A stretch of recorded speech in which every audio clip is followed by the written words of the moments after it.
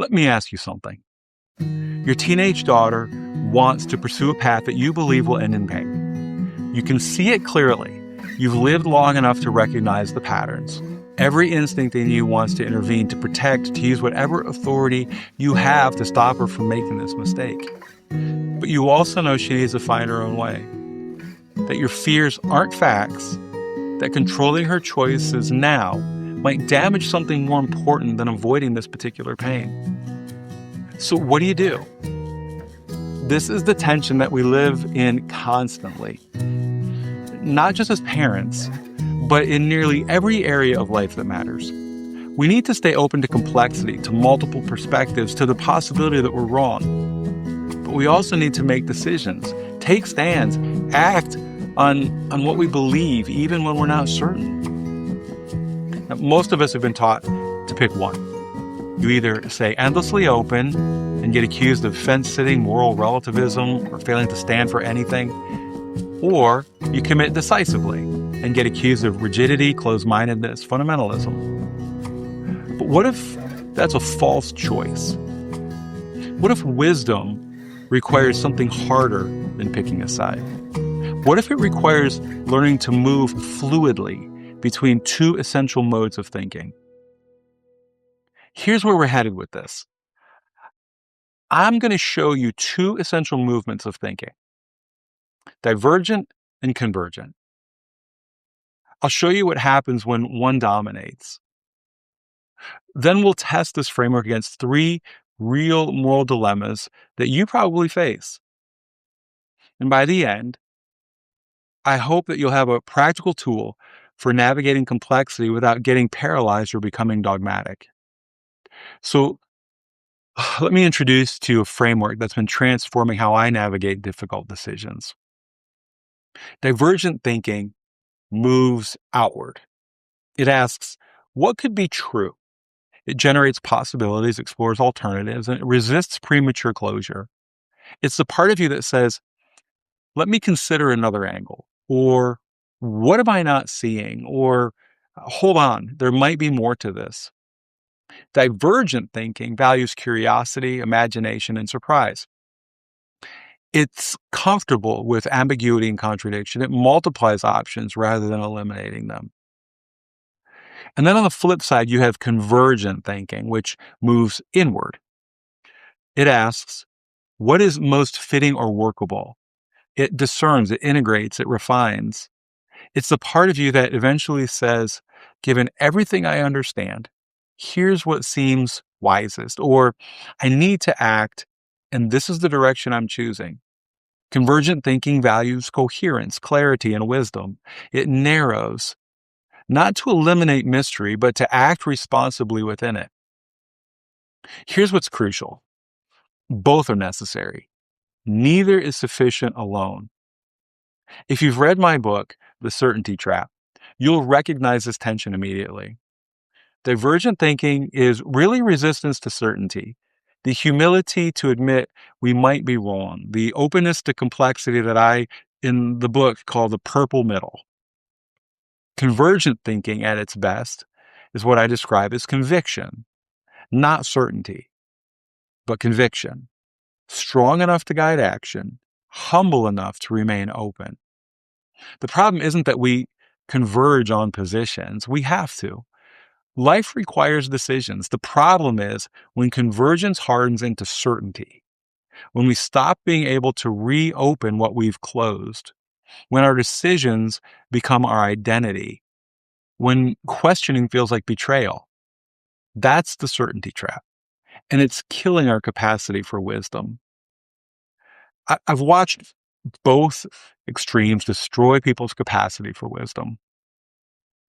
When divergence dominates, you get paralysis, endless exploration, every question spawning three more questions, people stuck in what I call perpetual maybe, always questioning, never arriving. It looks like humility, but it's often fear of commitment disguised as openness. I have friends like this. I've been like this. They're smart, thoughtful people who can see every angle of an issue but can't make a decision. They'll analyze a moral question to death, acknowledge the complexity, honor all perspectives, and then do nothing.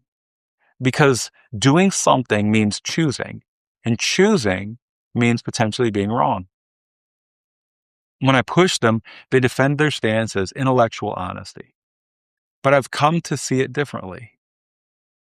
Sometimes endless divergence is just another way of avoiding responsibility. When convergence dominates, you get rigidity, dogmatism, over certainty, the very fundamentalism that I wrote about in The Certainty Trap to challenge it.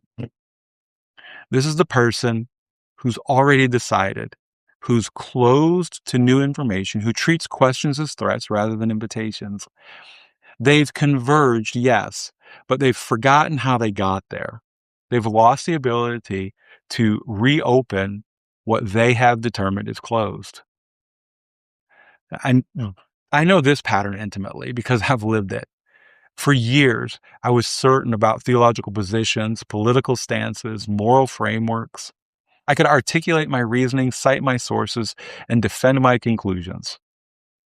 But I couldn't genuinely reconsider them. The convergence had hardened into certainty, and certainty had become my identity. What finally broke that pattern wasn't someone who was able to defeat my arguments. It was life, forcing me to reopen questions that I thought were settled. Through relationships that didn't fit my categories, experiences that contradicted my beliefs, and the slow, painful recognition that my certainty was costing me my humanity. The breakthrough came when I stopped thinking of divergence and convergence as opposites and started seeing them as phases of a living process. So, open, that's divergence. You expand, you explore, you multiply possibilities. Dwell. This is where you stay with the complexity. You don't rush to resolution. Discern, that's convergence. You gather, you decide, you commit to a direction. And then act. You actually do something based on what you've discerned. And then, and this is crucial, you reopen. Because life keeps teaching, reality keeps surprising you, and wisdom requires staying teachable. Mature thinking isn't staying open forever. That's just indecision wearing the costume of wisdom. And mature thinking isn't closing decisively and never reopening. That's just certainty pretending to be strength. Mature thinking is knowing when to open and when to gather, and then when to explore and when to commit, when to question and when to act. And this is exactly what I mean by the purple in the certainty trap. It's not a position on a spectrum between two extremes. It's a way of being that refuses the false choices. It's the capacity to hold convictions without clutching certainty. Okay, so that's the theory. But does it actually work? Let me show you what this looks like in real moral dilemmas, the kind that you and I face constantly, but we rarely talk about honestly. Okay, so dilemma one, I'm going to call a family rift over politics. A close family member expresses a political view that you believe causes real harm. We've all experienced this at Thanksgiving, birthdays, family gatherings of all sorts. And you feel like speaking up risks the relationship. And staying silent, though, that feels like complicity. So what do you do? Divergence alone would have you endlessly exploring their background, their fears, their media ecosystem. You'd understand everything, but you'd never act. You'd avoid labeling or moralizing, but you'd also avoid accountability. Compassion without boundaries, understanding without responsibility. You'd feel very open-minded, but nothing would change. And then convergence alone would have you quickly label the view as wrong. You'd feel morally clear and confront or withdraw decisively. Integrity? Yeah. But relational damage and polarization at the same time. You draw the line without trying to understand why they're standing where they are. You'd feel very righteous. but you'd lose the relationship. So wisdom is using both movements, and it looks different. You diverge first. What human need is this belief protecting? You genuinely seek to understand not just their position, but what it's trying to solve for them. What are they afraid of? What are they trying to protect? Then you converge. What boundary or truth must I not betray in myself? You get clear on what you actually need to say, what you can't stay silent about. And then you act from relationship, not from certainty. I want to understand what matters to you, but I can't stay silent about where this leads. You've opened wide enough to see their humanity. You've gathered clearly enough to act with integrity. Now, unfortunately, the relationship might still be damaged because wisdom doesn't guarantee easy outcomes. But you've been able to preserve both their dignity and your own. And that's what I mean by challenging certainty without attacking people. All right, so let's look at dilemma two. We'll call it a workplace decision. Here's another one, right? You discover your organization is misleading clients, say. Speaking up, though, may cost you your job. A divergence alone would understand the economic pressures, the systemic incentives, the fact that everyone does this, and the possibility that maybe it's not that bad. Empathy replaces accountability, and you'd see all the angles, but you would avoid the hard choices. Convergence alone would mean immediate whistleblowing, moral absolutism, little consideration of consequences, clear conscience, but possibly reckless impact. You'd act without wisdom about timing, leverage, or the actual effect of your actions. Because wisdom requires both. Diverge. Fully understand the system and your leverage. The real stakes for everyone involved, the complexity of the situation. Who gets hurt by what actions? Converge. Decide what you can and cannot participate in. What alignment with your values actually requires. Where's the line that you won't cross? Then you act. Name the concerns internally. Refuse specific practices. Or leave if necessary, but with eyes open to the full complexity of what you're doing. You're not certain you have the perfect solution, but you are convinced, you have a conviction that you can't participate in the deception anymore. See, those are different kinds of knowing. So let's go back to where we started. Dilemma number 3, parenting a teenager's risky choice. Your teenager wants to pursue a path that you believe may end in pain. Divergence alone would have you endlessly taking their desires seriously, exploring meaning and identity, honoring their agency, but never offering guidance, never setting boundaries, never using your hard-won wisdom. So freedom? Absolutely. But potential abandonment. Convergence alone would have you controlling, pressuring, or issuing ultimatums based on, I know what's best. Safety? Sure. But erosion of trust and agency. You'd protect them from this specific mistake while teaching them they can't trust their own judgment. So wisdom integrates both. I won't stop you, but I won't pretend I'm unconcerned. I'll stay with you, and I'll be honest. You've taken them seriously enough to let them choose. That's divergence. You're offering your wisdom clearly. That's convergence.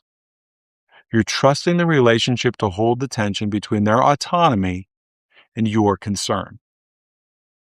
Notice what's happening in each case.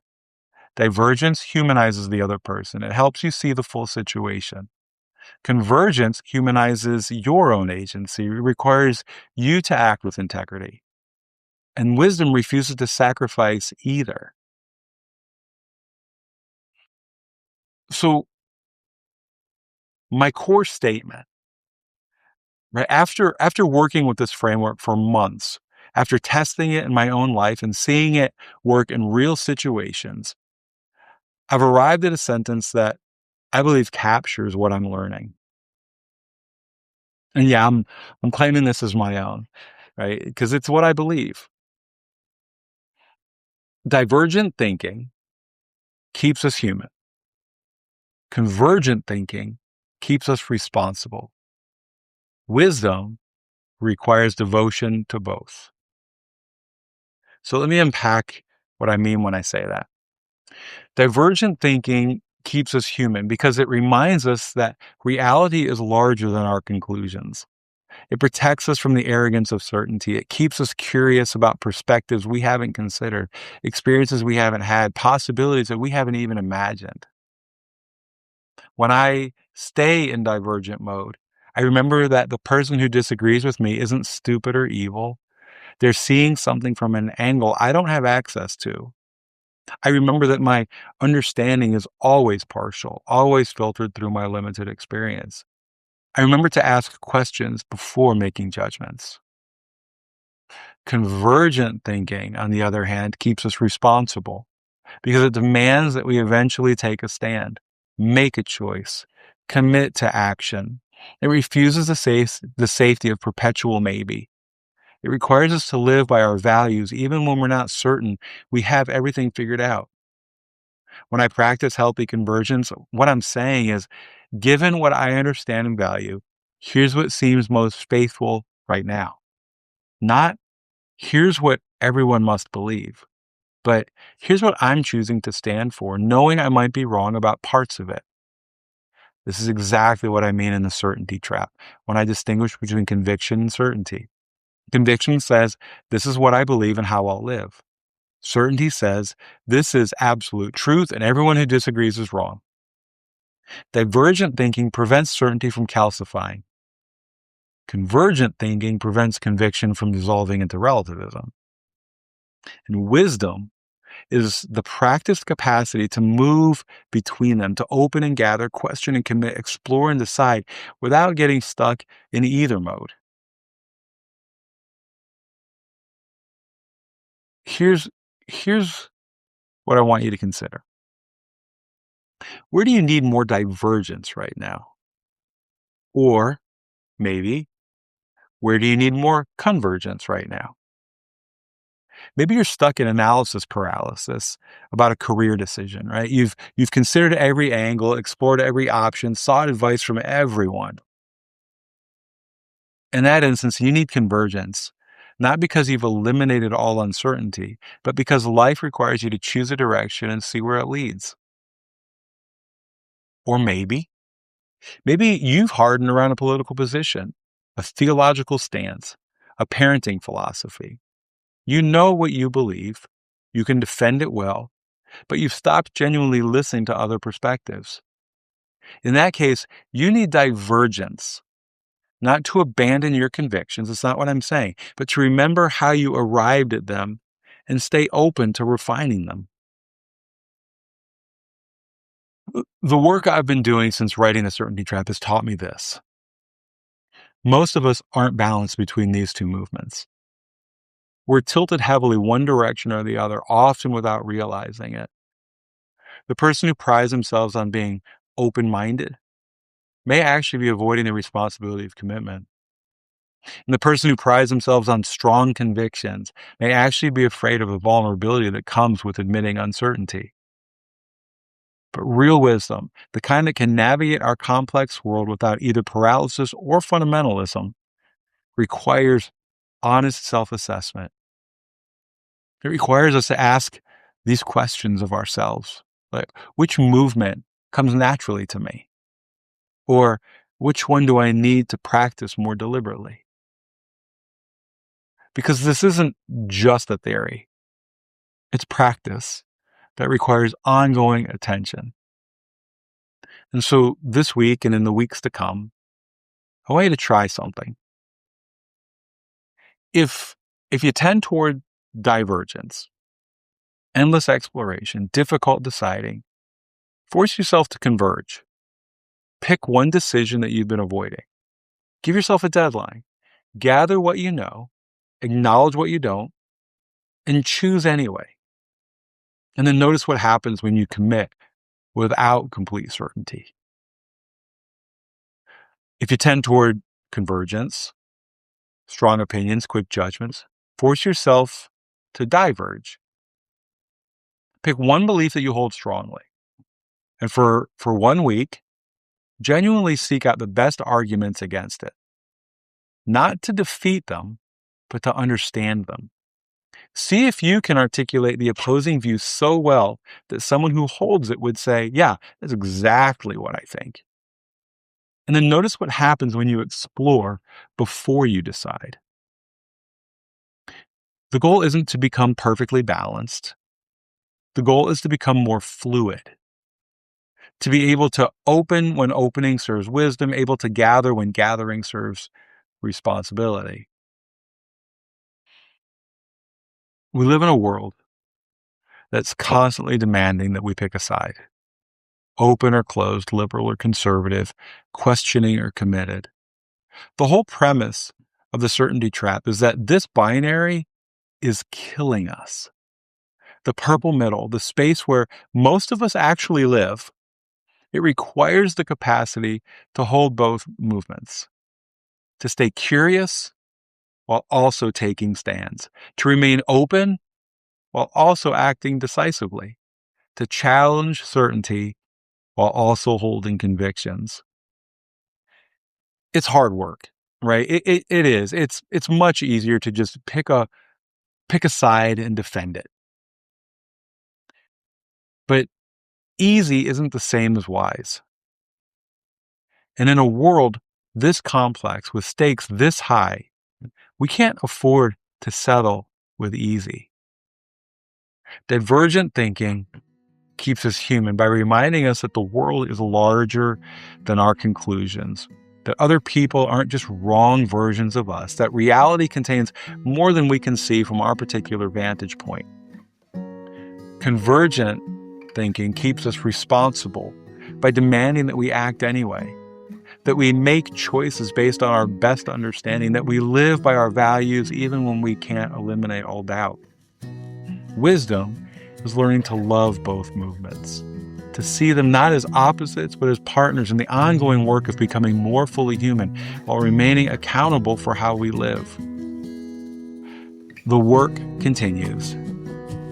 It always continues. But it's worth it.